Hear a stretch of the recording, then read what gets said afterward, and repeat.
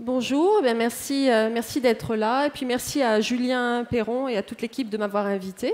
Alors j'étais pas là ce matin malheureusement, il paraît que c'était vraiment pour entendre notamment l'intervention sur le yoga à l'école, mais j'étais là pour entendre Isabelle, c'était très inspirant et puis il y a des thèmes qu'on va retrouver qui ont déjà été évoqués dans le sujet donc de la méditation laïque à l'école. Alors, moi, ce que je vais vous présenter, il va y avoir deux questions. Je vais aborder un petit peu deux questions. C'est-à-dire, effectivement, en quoi la pratique d'une méditation, de la méditation dans le temps de classe à l'école, donc durant vraiment le temps des apprentissages, peut-elle bénéficier aux enfants puis à l'environnement éducatif? Quelles sont les limites aussi, évidemment, les limites à l'application de ce type de pratique? Et puis, quel serait peut-être un petit peu le chemin, en tout cas, bon, on vous parlera de notre expérience et de l'expérience de collègues aussi, collègues également, pour intégrer et faire participer les acteurs de l'éducation nationale dans l'intégration de ce type de programme, ce qui n'est pas encore gagné, évidemment. Et puis on va faire, j'espère avoir le temps, mais on va faire 2-3 petites pratiques, des petits temps de pratique, et notamment à la fin, une pratique un petit peu comme on la gère avec les enfants. Voilà. Donc je vous ferai une pratique comme en classe. Alors il y a déjà un constat.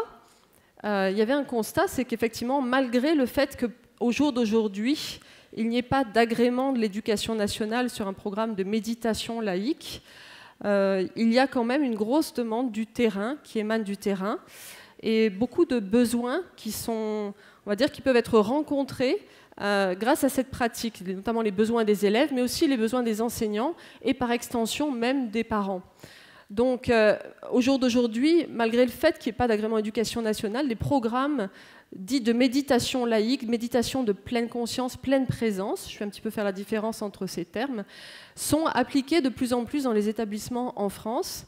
Nous, avec une association que je représente, en 3 ans, on a quand même 400 établissements scolaires et plus de 10 000 élèves voilà, qui ont suivi, qui sont en train de suivre des programmes de pleine présence dans le milieu scolaire et durant leur temps de classe.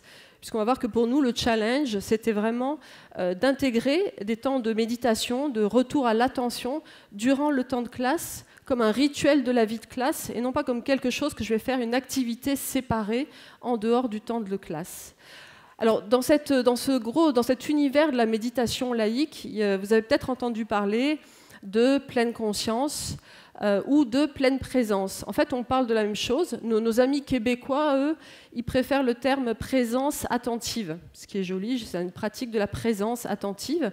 Et des fois, ils évitent même le terme, le gros mot, qui est le mot méditation, et qui génère effectivement encore pas mal de, on va dire, de discussions, notamment avec les institutions. Il y a souvent beaucoup de peur, de projections, d'idées qu'on se fait sur la méditation, et notamment sur son aspect laïque. Comment la méditation, qui appartient à des pratiques plutôt, ou des traditions de sagesse, des traditions spirituelles, peut-elle être proposée à l'école? Alors évidemment qu'on ne va pas vous parler de la tradition spirituelle, simplement rapidement.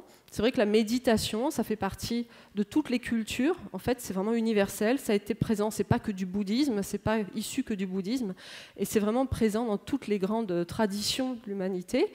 Et la méditation, comme le dit par exemple méditer, comme le dit Mathieu Ricard, qui est un de nos parrains, méditer, c'est être alerte, c'est être curieux, c'est être ouvert d'esprit, et c'est aussi s'entraîner. Donc c'est un entraînement de l'attention, déjà. Après, on va voir à quoi on porte attention, mais à minima, c'est un entraînement de l'attention. Alors aujourd'hui, dans les courants, il y a la pleine conscience.